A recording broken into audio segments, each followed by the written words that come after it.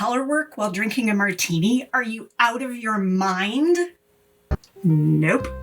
Mosaic knitting is so easy, it's martini knitting. What if I told you you could knit all this amazing colorwork using only one color at a time? Even if you are an absolute beginner, you absolutely can. Mosaic knitting is a fantastic colorwork technique that will make it easy for you to add incredible patterns and texture to your projects. Okay, here's a heads up. I'm about to give you a bunch of fascinating and valuable information about mosaic knitting, including what it is, where it came from, why it's popular, and all of its benefits. But if you don't care about any of that stuff and you just want to know how to, then you can use the chapters to skip right to the hand cam demo. I won't judge you much. First, what the heck is mosaic knitting? Mosaic knitting, which you can see here, is a colorwork technique that involves slipping stitches to create intricate and complex patterns that use only one color per row. This means you're only working with one color at a time, making it perfect for anyone of any level to experiment with colorwork. The generic term for mosaic knitting is actually slip stitch colorwork. So if you're searching for patterns, I would urge you to include tags for both mosaic and slip stitch colorwork to make sure you get everything included under that umbrella. Mosaic knitting is not new, although at the moment it feels like it is because it's just coming into popularity quite a bit. Barbara Walker, who is an absolute knitting stitch guru from forever, published this book on mosaic knitting. Barbara Walker has a series of stitch dictionaries, first treasury, second treasury, third treasury, and this is the one that she dedicated to mosaic knitting. This was published in the 1970s, 1976. And in the intro in this book, it says that she coined the term mosaic knitting. This book is loaded with charts for mosaic knitting stitches, and it is just super fun. Once you've done your first swatch in mosaic, you are going to be hooked and you are going to want to look through this book and knit swatches for the rest of your days. I'm not exaggerating. My love affair with mosaic knitting started with this shawl pattern. This is the Lorelei Shawl by Lisa Hans. And I was so intrigued by this. It's two colors, and the top part is garter, then it goes into a two-color mosaic, and then into a single color lace. I just was so intrigued by the simplicity and yet the beauty of how this all worked. And as soon as I did this two-color mosaic stitch in the middle, I was instantly hooked on mosaic knitting. In fact, I was so hooked on it that in 2019, I started designing my own. It seemed so easy that I could just make things up. So I started by designing this cowl. And now, I'm not one to knit things more than once, generally speaking, but there have been exceptions. This is one of them. So I knit this one, and then I loved it so much, I knit this one. I continued to love it. I knit this one. I loved it some more, and I knit this one. And then I decided to change it up because I got hooked on infinity cowls, which are tubes of knitting sewn into another tube. And then I changed up from garter stitch to stockinette, but we'll talk about that a little bit later. So I knit this one. And then, to get a higher contrast version, I knit this one. And I'll talk about the difference between garter stitch and stockinette stitch mosaic as we go along here today. By no means am I the only designer who's been fascinated by slip stitch colorwork technique. Andrea Mowry. You may have heard of Andrea. If you haven't, you might have been knitting under a rock for the last while. She is the slip stitch colorwork master.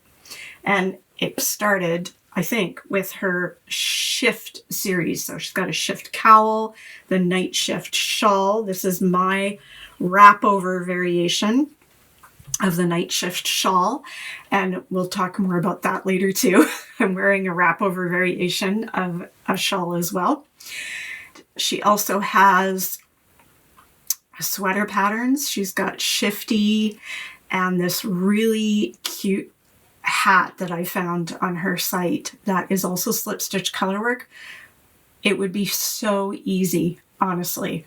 You could start with this hat. Another designer that I really admire who does a lot of mosaic colorwork is Shawl Faust. Here are boop, boop, boop, boop, boop, some of Cheryl's gorgeous designs. I just want to take every single one of them and turn them into my wrap over version. They look incredibly intricate, but, and I kid you not, I'm going to say this 100 times during this video, it's only one color at a time. And then there's Amy Christophers. Amy invented mosaic colorwork by switching up garter stitch mosaic and stocking stitch mosaic and putting them together into the same design so that she has these changes in texture in the middle of her mosaic knitting where she's created flowers. I was kicking myself when I saw this design launch. It's so popular. I thought I should have thought of that. I was working on mosaic knitting way before her. That may not be true. And I should have thought of it. Anyway, I didn't. She got it. She gets all the creds. She's incredible. She has taken this pressed flowers. I don't want to call it a fad because it's going to stick around, but she took her fantastic pressed flowers shawl and made a cowl and a pullover and a cardigan and a hat and socks. Like, unbelievable. I've knit the hat. But the one thing that she didn't do, at least not yet, was mitts. So I started playing around with designing a fingerless mitt version of her pressed flowers technique. It's just so much fun, and it's a great way to use up bits and pieces and scraps, but we'll talk about that a bit later too. Other projects I've done in mosaic knitting is this incredible baby blanket by Pearl Soho. It's a free pattern from Pearl Soho called the Mosaic Baby Blanket. Oddly enough. Super easy to memorize pattern, and it just comes up in lovely squishy garter stitch. Now, just as an aside, I triple stranded the dark plum color in this to make up Aran weight, and that was a great stash buster. I will do a tutorial on how to triple strand your yarn continuously while working from a single ball. It's a game changer. And my most recent mosaic project that I love so much is this Roman Villa shawl that I converted into a wrap over. Here's the original design. It's a big crescent shape, and I've changed it up into a wrap over. I will give you a link at the end of the video to go and watch the wrap over series if you want to see how to do this right now. So all of this amazing color work on this shawl, one row at a time, all of it, and combined with the textured portions, it's a combination of knitting techniques that I absolutely love, and it's not hard for anybody to do, and it looks so great every time. I know it all looks kind of complicated, but I swear it's as simple as knitting stripes. Can you knit a stitch? Can you slip a stitch from one needle to the other? Of course you can. Then you can do mosaic slip stitch color work. That's it. Have I convinced you yet? No? Okay. At the end of the video, I'll give you a really fun reason to give mosaic knitting a go. In the meantime, here are the top 5 benefits of mosaic knitting. 1, issues with handling your tension and floats with this kind of color work will be minimal if they exist at all. I know for me, when I do stranded knitting, I struggle with keeping my tension even throughout the stranded knitting, even when I apply every tip that I know. With mosaic knitting, I never have a problem. You are carrying floats across the back, and if you are slipping more than 1 stitch, sometimes you'll slip 2, 3, even up to 5 on occasion. You do have to be careful that you're stretching it out, but honestly, it's so forgiving that it has little to no effect on the finished product of the garment.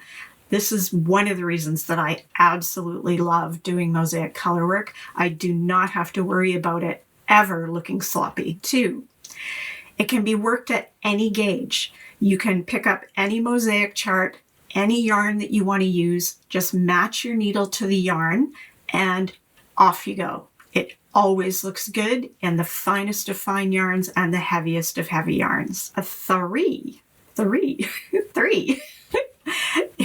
It can be worked in either garter stitch, like you see here. This is garter stitch, which is, of course, knitting every row if you're knitting flat, front and back, or knitting a row, then purling a row if you're knitting in the round. And in stockinette means if you're in the round, you're knitting every row. And if you're knitting flat, you're knitting a row, purling a row. So it's kind of the reverse of doing garter stitch. And 4, speaking of knitting in the round, of course, it leads into you can work it as easily in the round as you can flat in either garter or stockinette, whichever makes you happy. It just looks slightly different in those 2 variations. You can see this is the same design. It's a little bit more elongated in stockinette stitch than it is in garter because garter squishes and compresses. And 5, one of the best parts of mosaic knitting is that every second row is a repeat of the row before, and you do not need to look at the chart or pattern at all. So for those shawls where the knitting goes on and on and on and on and on and on and on and on every row, you can spend that row just following the stitches on your needle and watch Netflix and talk to your friends or drink a martini. Okay, I know what you're thinking. Nicole, this all sounds way too good to be true. There's no way it's that easy. All right, fine, I'll show you. Let's go off to the hand cam. Here's the sample swatch that I'm going to work. I'm not going to do this whole thing. This is 2 or 3 repeats of the chart, but I'll show you exactly how mosaic stitching works. When you're ready to play along, what you're going to need is a light color and a dark color. I want you to find the highest contrast yarns you can. We'll talk a little bit more about why you want high contrast yarns in a bit, but for now, just make sure you have 2 colors that contrast. Your knitting needles, you're going to want them to be at least the size that the ball band would suggest for your yarn, if not 1 size bigger. And I'll talk about needle size again a little bit later. And then you need some kind of chart. This is the chart I'm working from today. This is out of Barbara Walker's Mosaic knitting book. This is her suggested practice chart right here. I'll talk about reading charts in a moment, but here's how we're going to get started. You are always going to cast on in your background or main color. So for this chart, we can clearly see there's more light than dark. So the light is the background color. Of course, you can reverse any mosaic chart you want, but let's go with what we can see here. So if the light is our background color, we're going to cast on with the light color. If you are chart phobic, and I know you're out there, I see you, then you do have options. In Barbara Walker's second treasury of knitting patterns, there are quite a few mosaic patterns that are written out line by line. So you can follow them written out instead of in a chart. Second treasury of knitting patterns. However, because charts are easier and faster to read and preferable for most folks, I'm working from a chart today. If you're following the written instructions, you don't really need the rest of this tutorial so much. So just watch what you need to and then go off and get Barbara Walker's book and carry on. All right, there are two kinds of charts for Mosaic. There are 1-row charts and there are 2-row charts. Barbara Walker's charts are all 1-row charts. And what that means is that because every row of mosaic knitting is worked twice, she only puts the row on the chart once because you're doing exactly the same thing.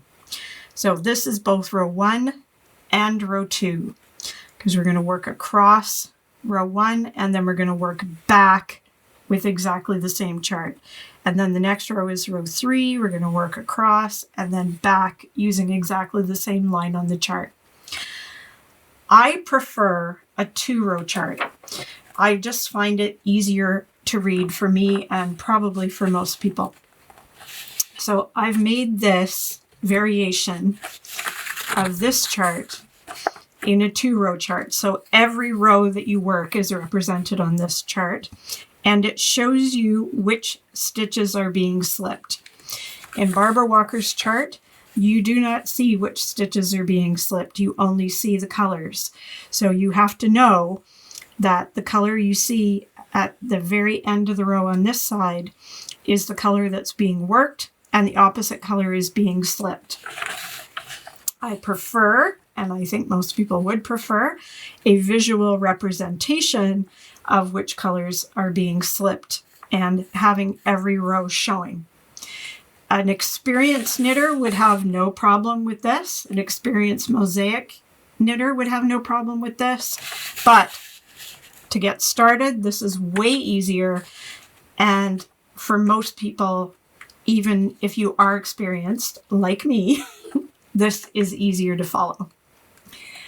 I am going to attempt to upload this onto my website, but I'm not making any guarantees because I've never done it before. So let's get started. We're going to follow this chart. We're going to start down here at row 1, stitch 1. I've done a foundation of a couple rows of garter stitch in the background color, which is the white. Now we're going to add the blue. Here's the blue. I'm going to knit 1 stitch in blue. Just like that. And then the next stitch is slipped. So we're going to slip it purlwise. We're putting the needle into the stitch as if to purl and just sliding it off. And then the next 3 stitches are knit in blue. 1, 2, 3. Then the next stitch is slipped. So we go purlwise and slip. The next 3 stitches are knit. 1, 2, 3. And then slip and knit. Now here's the fun part. We're going to turn around and come back. And on this row, I don't even need to look at the chart. All I'm going to do is knit the blue stitches, bring the yarn forward because the carried yarn always has to be on the wrong side of the work, slip that stitch again, bring the yarn to the front, knit 3, bring the yarn to the wrong side, slip, bring the yarn to the right side, knit 3, bring the yarn to the wrong side, slip, bring the yarn to the right side, knit. And that completes our first row. Now we're going to work the second pair, rows 3 and 4, in the background color. So we're going to pick it up from behind, and we can see here we knit 2, slip, and then knit across. So we're going to start by knitting the first 2 stitches, slip 1 blue stitch, knit 1, slip 1 blue stitch, always purlwise, and then knit across.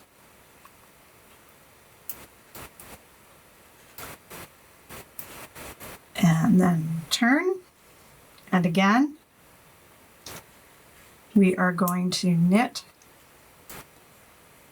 all the stitches in the color we're currently working on.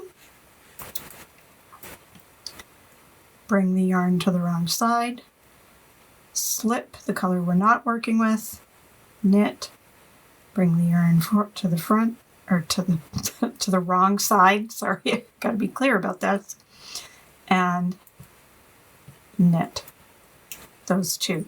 So the yarn that's being slipped, you always want that slipped yarn to the back. If you bring it to the front, it's going to cross over the front of these stitches. So you'll be able to tell pretty quickly that you've done that incorrectly.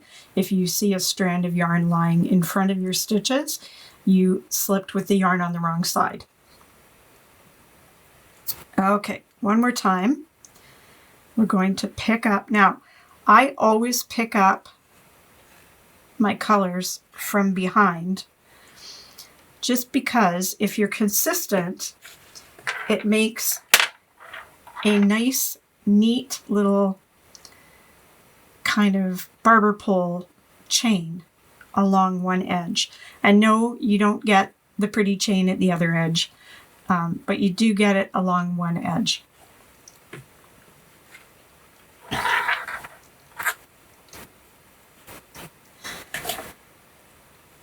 So let's pick up that blue from the back, and this time we're 1, 2, 3, 4, 5. We're going to knit 5 in blue, slip 3 stitches. So let's see how that works, because if you're slipping 2 or more, that's when you have to be just a little bit careful about your tension. So let's knit these 5. Did I knit too many? No. No. And we're going to slip 1, 2, 3. And then just give your work a little bit of a tug to make sure that you're not pulling this so tight that you're scrunching those stitches together. Just give it a bit of a tug and then knit the next stitch. 1, 2, 3. It's the same theory as doing stranded color work, but it's a lot more forgiving. Let's see what that looks like from the back. Turn to the wrong side. We're going to knit those blue stitches. Knit, knit, knit. Bring the yarn to the wrong side. Slip purlwise, always. Give the work a bit of a tug to make sure you're stretching that out, and knit the rest of the way across the row. Okay, you see the pattern starting to form? I'm getting that first little bit right there. Now, here are some tips for you to make sure that your mosaic colorwork knitting goes smoothly. Like I just showed you, make sure that you keep pulling across to keep your tension. And always slip your stitches purlwise. The other tip is when you're working Mosaic Colorwork charts, the first color that you see on the row that you're working on is the one that you're going to hold and work with. The other color is the one that's going to be slipped. So if you happen to be working a chart that does not have my handy dandy slip stitch symbols, just know that that first color is the one you're picking up and knitting with, and you are slipping the other color. The other tip is, because this is effectively garter stitch the way we're doing it right now, and like I said, you can knit the row and you could purl on the way back, which will give you a stockinette stitch like this instead of garter. Because we're working in garter and because we are slipping stitches, mosaic or slip stitch color work will tend to get a little bit scrunchy. So I usually go up a needle size. So if your yarn calls for a 4.5 millimeter needle or a size 7 US, I think I've got that right, you'll want to switch to a 5 millimeter needle or a size 8. Well, you don't have to, but you might want to switch and move up a needle size, just so your fabric doesn't get too dense and stiff. Then you can go ahead and experiment with all kinds of different color combinations for your color work, but you do want to keep in mind that it really is best to have a high contrast to make sure that the color work actually shows up well. You can see how clear this is compared to this combination, which, well, there's still a fair bit of contrast here, it's a lot more subtle, and this just doesn't stand out as sharply as this does, right? This is the same set of charts. I'll just put it here to give you an idea so you can see that same stitch chart. It's a lot more graphic in this high contrast, a lot more subtle in this low contrast. One trick to make sure you have high contrast is to use the filter on your camera that turns your image from color to black and white. So I'll just grab my telephone and whoops. And right here, I'm going to hold my phone up. I know you can't see this. Well, you can sort of see it in the camera, okay? I'm going to take a picture of these two colors together. And then I'm going to go into, I'm going to open that picture and go to Edit and Filters. And I'm going to set it to Mono. And now I can see there is a high contrast between those two colors in mono. Compare that to if I take this yarn and this yarn, which seem like they're quite different. This one has kind of a neutral tone and background. This one is very blue-green. So you'd think there'd be enough contrast between these two. But if I take my camera and take a picture of them, and then go into the filters and set it to mono, you can see there that they are almost exactly the same tone. So if I try to use these two together for mosaic colorwork or slip stitch colorwork, the pattern that I'm knitting is probably just going to disappear. And that, this little process is true really for all kinds of color work. But anywhere where you need a contrast for the pattern to show up, this is your trick for doing it. Use your camera and set it to mono or black and white. And there you go. That's it. That's how we make mosaic colorwork. It's that simple. You're just knitting a stitch, slipping a stitch, And every second row is exactly the same as the row you just did, so you can watch Netflix or drink martinis. Woohoo! You now know how to do mosaic knitting. So easy, right? You can experiment with different patterns and colors and projects. There's endless possibilities to what you can do with mosaic knitting. And if you are already a mosaic lover, or you're now ready to dive in and do a whole ton of projects, let me know down in the comments. Tell me about projects that you've done. Please share any great mosaic knitting patterns that you've come across that maybe I haven't found yet, because I'm always interested in new ones. Now, if I convinced you today, first, be a pal and give me a thumbs up. Think about subscribing if you haven't subscribed before, so you can see more of my videos as they come up. And second, I have a sneak peek for you of a knit-along that I am going to be hosting in collaboration with a fantastic online yarn shop called Your Next Knit. We are going to do a knit-along of the Artus Mosaic Shawl, which you see here in its original form, but there's a catch. You can certainly knit it in its original form if that's what you prefer. However, there's a bonus to this knit-along, because I'm going to show you how to convert that shape into a fabulously wearable wrap-over version of that shawl. Here's a little peek at my swatch of the Artus shawl. I know, it looks stranded, right? It's not. This is one color at a time slip stitch mosaic knitting. It's fantastic. And by the way, I bought this kit from Your Next Knit. There might even be a discount in it for you when we do the knit along. So stay tuned.